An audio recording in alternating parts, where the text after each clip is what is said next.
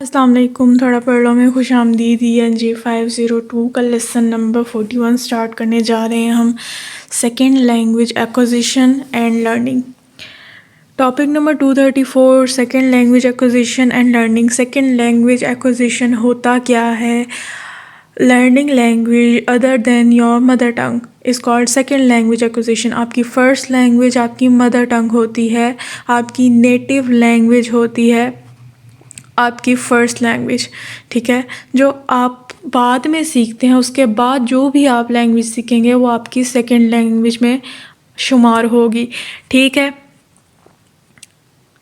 ये जी second language को उन्होंने दो उसकी डिस्टिंक्शंस कर दी हैं, दो कैटेगरीज में उन्होंने डाल दिया है कि एक होता है एज अ फॉरेन लैंग्वेज, मतलब इंग्लिश सेकेंड लैंग्वेज को सीखना एज अ फॉरेन लैंग्वेज, और सेकेंड लैंग्वेज को सीखना एज अ सेकेंड लैंग्वेज। वो तो होता ही है। इंग्लिश का इन्होंने किया basically a distinction is made between learning in a foreign language setting as a second language setting. English as a foreign language, English as a second language. ये आपने इसके जो ये है क्या इन्हें कहेंगे, मुखफ़फ़ याद रखने हैं।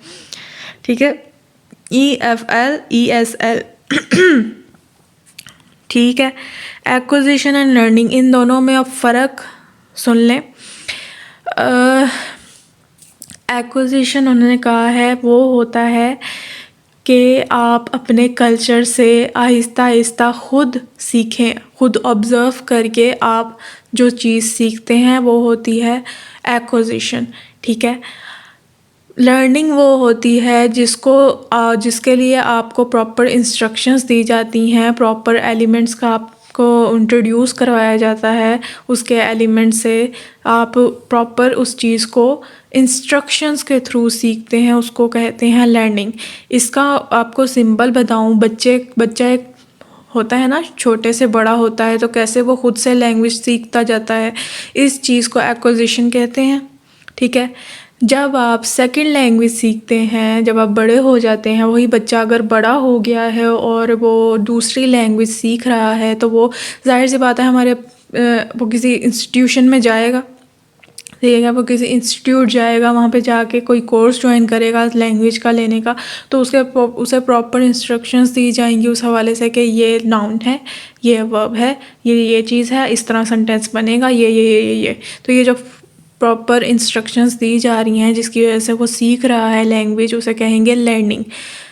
ठीक है, ये जी देख लें, those individuals whose second language L2 का आपने याद रखना है, L2 is equal to second language, whose L2 exposure is primarily a learning type of experience tend not to develop the same kind of general proficiency as those who have had more of an acquisition type of experience। उनका कहना है अगर कोई second language बड़े होके सीखता है ना, कि उसके लर्निंग टाइप में वो चीज़ आ रही है, तो उसकी वैसी प्रोफिशिएंसी नहीं होगी। अगर वो छोटे होते सीखेगा, एक्विजिशन टाइप होगी उसकी, कि वो उसने छोटे होते बच्चे, जब वो बच्चा था तब उसने अपनी सेकंड लैंग्वेज भी सीखना शुरू कर दी, तब उसका ज़्यादा अच्छा एक्सपीरियंस होगा उसमें, जैसे कि हम देखते हैं। ठीक है, और आप ये ख़ुद ऑब्ज़र्व करें बच्चों में। Topic number 235 acquisition barrier. अब जी सीखने के मराहिल में क्या बैरियर्स आते हैं? सबसे पहले ये उनका कहना है कि एक तो ये कि जब बच्चा इस एज तक पहुंचता है, मतलब टीन एज में जाके वो सीखना शुरू करता है अपनी सेकेंड लैंग्वेज। ठीक है, तो सेकेंड लैंग्वेज एक तो वो टीन एज में जाके सीखने लग जाता है, ये कि बहुत ज़्यादा लेट है उसके लिए सीखने का ये पीरियड। ठीक है, इसमें उसे बहुत मुश्किल होगी इस पीरियड में उसे सीखने का। ठीक है, सेकेंड लैंग्वेज इस पीरियड में सीखना उसके लिए मुश्किल होगा। ये इसके पहला बैरियर है। सेकंड बैरियर ये है कि आपको सीखने का बस थोड़ा सा ही टाइम दिया जाता है। आप स्कूल जाते हैं, वहाँ पे बस थोड़े से घंटे होते हैं सीखने के, थोड़ा सा एक बाद पीरियड होता है इंग्लिश का, उसमें ही बस आप वो थोड़े से इंस्ट्रक्शंस ले सकते हैं और उसको बस क्लासरूम के हद तक ही महदूद रख सकते हैं। आप ना उसे घर में यूज़ करेंगे, ना कहीं आपका इतनी अपॉर्चुनिटीज़ आपको दी जाएंगी कि आप इंग्लिश को इधर उधर यूज़ करें। तो ये एक बैरियर हो गया। ठीक है, इसके अलावा अगर कोई आप सीख भी जाते हैं तो आप प्रॉपरली उसे नहीं, उस पर अबूर हासिल नहीं कर सकते। ठीक है, ये इसका एक बैरियर है। और उसका बैरियर ये है कि अगर आप किसी भी तरह करके प्रोफिशेंट हो भी जाते हैं, फिर भी आप प्रोफिशेंट नहीं होते। आपका एक्सेंट वैसा नहीं होता, कहीं पे आपका एक्सेंट वैसा नहीं होता, कहीं पे कोई मसला हो जाता है, आप वैसे प्रोफिशिएंट नहीं हो सकते, आप नेटिव कहलाएंगे ही नहीं, आप हमेशा सेकंड लैंग्वेज यूज़र ही उसके कहलाएंगे। ठीक हो गया, ये बैरियर्स हैं। इसके अलावा उनका कहना है कि आप लैंग्वेज को लिखने में महारत हासिल कर सकते हैं, अपनी सेकंड लैंग्वेज को लिखने में महारत हासिल कर सकते हैं, बोलने में नहीं कर सकते। जैसे कि उन्होंने मिसाल दी है कि जोसेफ कॉनर था, ये कि राइटर था, इसने बहुत सारे इंग्लिश नॉवेल्स लिखे, पर जब ये बोलने का इसे कहा जाए तो ये अपने पॉलिश एक्सेंट में ही बोलता था। ये प्रोफिशिएंट नहीं था इंग्लिश में। प्रोफिशिएंट उसे ही कहा जाता है जो ग्रामेटिकली और फोनोलॉजिकली हर तरह से वो प्रोफिशिएंट हो। इसके अलावा उन्होंने कहा है कि वोकैबुलरी और ग्रामर के लिहाज से आप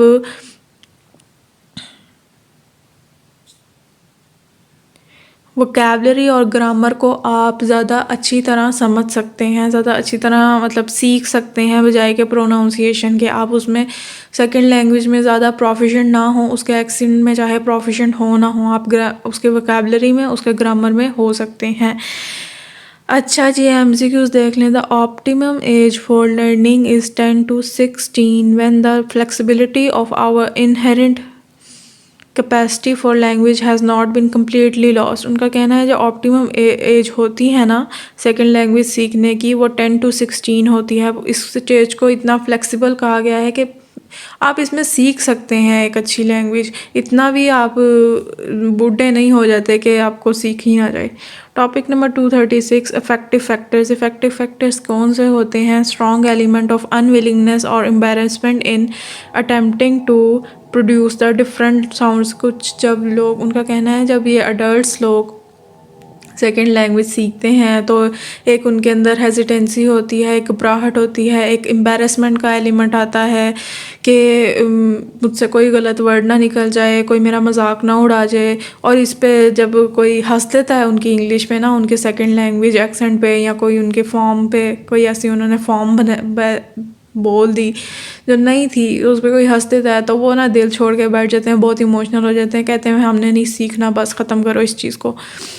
तो जी ये चीज़ें जो होती हैं, ये जो नेगेटिव फीलिंग्स उनके अंदर आ जाती होती हैं, इनको कहते हैं इफ़ेक्टिव फैक्टर्स। ये जी टेक्स्ट बुक और टेक्स्ट बुक के थ्रू भी आती हैं कि ऐसे वो अजीब सी रट्टू तोते जैसी टेक्स्ट बुक्स लगाई होती हैं, और क्लासरूम का माहौल कुछ ऐसा होता है, मजाक उड़ा देते हैं। अगर कोई गलत वर्ड मुंह से निकल गया तो मजाक उड़ाना शुरू कर दे, बजाय के टीचर उनको बार बार समझाए, टीचर खुद भी लगी होती है। और जी, और an exhausting schedule of study और वर्क, ये भी एक फैक्टर होता है। ठीक है, children seem to be less constrained by affective factors. उनका कहना है बच्चे इतना चीज़ें फील नहीं करते, अगर कोई उनको ऐसा डिमोटिवेट भी करे तो वो इतना फील नहीं करते, वो सीखते जाते हैं। ये एडल्ट्स को ही मसला है। Topic number 237, focus on method. अब जी हमने कोई मेथड तो निकालना है ना बच्चों को सिखाने के लिए सेकंड लैंग्वेज, तो वो जी मेथड अब आगे पढ़ते हैं। कौन कौन से मेथड हैं सेकंड लैंग्वेज सीखने के लिए? द ग्रामर ट्रांसलेशन मेथड है जी सबसे पहले आगे, ये जो हमें स्कूल में सिखाया जाता है इंग्लिश का मेथड, जो जिस तरीके से हमें सिखाया जाता है सेम टू सेम वही है, the grammar translation method. The traditional approach is to treat L2 learning in the same way as any other academic subject। ठीक हो गया। इसमें जी vocabulary lists आपको दी जाती हैं, ग्रामर के रूल्स आपको थ्रू इंस्ट्रक्शन सिखाए जाते हैं। याद है ना कि इंग्लिश का वो पूरा वो चैप्टर्स होते थे, उसमें से वो मिस वो वोकेबलरी निकाल के तो हम वर्ड्स मीनिंग कर रहे होते थे, फिर ट्रांसलेशन हो रही होती थी, फिर जी वो ग्रामर के जो वो दूसरी जो इंग्लिश बी की बुक होती है उसमें जी ग्रामर के सेंटेंसेस करो, वो ज़रबुल मिसाल करो, टेंसेस करो, ये सारे ये वही चीज़ है ग्रामर ट्रांसलेशन मेथड। ठीक है, आपको ये सेट ऑफ रूल्स दे दिए जाते हैं। फिर जी आप मेमोराइजेशन पे बहुत ज़्यादा जोर दिया जाता है कि रट्टे लगाएं जी, मेमोराइज करें, इसे रट्टे लगाएं। Written language rather than spoken language is emphasized, बोलने की तरफ कोई ध्यान नहीं है, प्रोनाउंसिएशन की तरफ इंग्लिश के या सेकंड लैंग्वेज की कोई ध्यान नहीं है, लिखने की तरफ ज़्यादा ध्यान है कि बस लिखवा दो इनको। It has its roots in the traditional teaching of Latin and is described as the grammar translation method. इसका जो रूट्स हैं वो लैटिन पे जाके मिलती हैं, ये हम पहले भी पता है।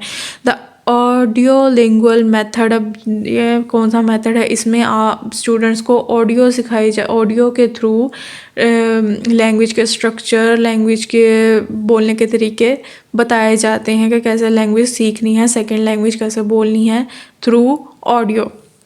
ठीक है, a very different approach emphasize on the spoken language. हाँ जी, स्पोकन लैंग्वेज की तरफ इसका ज़्यादा जोर होता है। जाहिर सी बात है, आप बच्चों को सुनवा रहे हैं तो प्रोनाउंसिएशन आ जाती है, तो स्पोकन लैंग्वेज की तरफ ज़्यादा जोर होता है।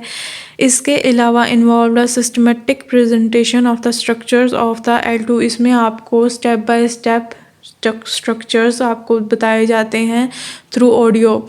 ठीक है, moving from the simple to the more complex, आपको पहले सिंपल स्ट्रक्चर बताए जाते हैं फिर कॉम्प्लेक्स की तरफ लेके जाते हैं। Drills that the student had to repeat, आपसे मशक़ें करवाई जाती हैं, ऐसी आपको ड्रिल्स करवाई जाती हैं, आपको वो रिपीट करवाया जाता है, प्रैक्टिस करवाई जाती है, बार बार प्रैक्टिस करवाई जाती है इस मेथड में।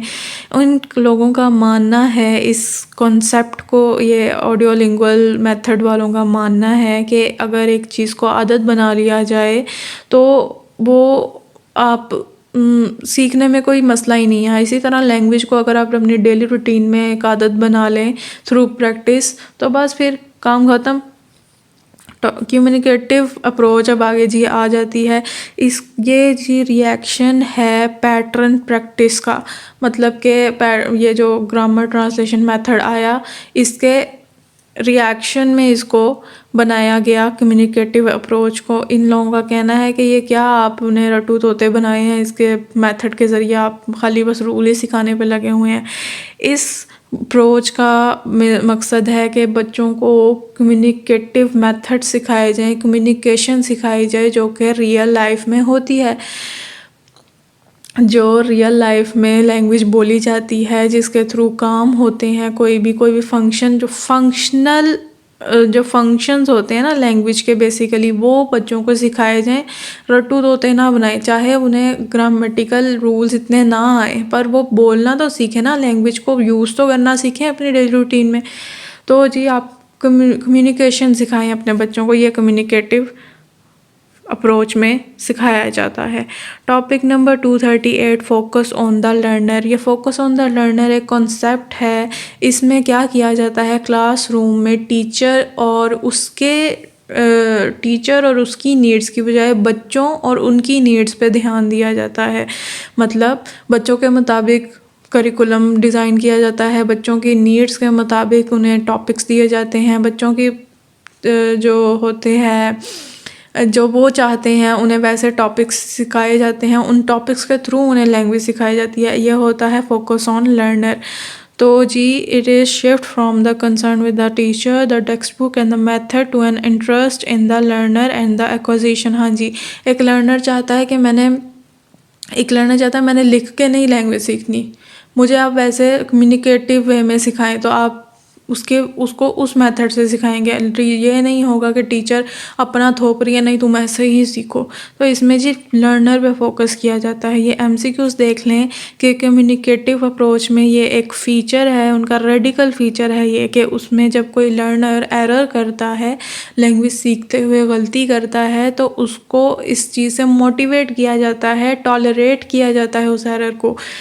ठीक है, इस बात से उसे मोटिवेट किया जाता है कि एट लीस्ट वो सीख तो रहा है ना, वो सीख रहा है तभी तो वो एरर कर रहा है, आहिस्ता आहिस्ता एरर भी सही हो जाएंगे। ठीक है। Topic transfer cross linguistic influence. इसमें क्या होता है, transfer means using sounds, expression और structures from the L1 when performing in the L2। आप इसमें क्या करते हैं, आप सेकंड लैंग्वेज बोलते हुए अपनी फ़र्स्ट लैंग्वेज की साउंड्स, उसके स्ट्रक्चर्स, उसके जो पैटर्न्स होते हैं वो अपने स्पीच में ले आते होते हैं। मतलब आप इंग्लिश बोल रहे हैं, इंग्लिश बोलते बोलते आप इंग्लिश के स्ट्रक्चर्स बीच में ले आएंगे, इंग्लिश के साउंड्स बीच में ले आएंगे। जैसे हमारा एक्सेंट अक्सर देसी होता है ना, तो ये देसी एक्सेंट जो हम अपनी इंग्लिश में ले आते होते हैं ना, तो ये हम क्रॉस लिंग्विस्टिक इन्फ्लुएंस ही है ना, ये इन्फ्लुएंस ही हो रहा है हमारी फर्स्ट लैंग्वेज का दूसरी लैंग्वेज पे, एक ट्रांसफ़र हो रहा है। इसमें जी एक पॉजिटिव ट्रांसफ़र होता है। पॉजिटिव ट्रांसफ़र क्या होता है कि अगर आपके जो आपने अपनी फ़र्स्ट लैंग्वेज से ट्रांसफ़र किया है ना सेकंड लैंग्वेज में, आपने अपनी उर्दू से ट्रांसफ़र कुछ हुआ है आपकी इंग्लिश में, और वो चीज़ आपको मदद दे रही है अपनी इंग्लिश सीखने में, अपनी सेकंड लैंग्वेज सीखने में, तो समझें ये पॉजिटिव ट्रांसफ़र है। ठीक है।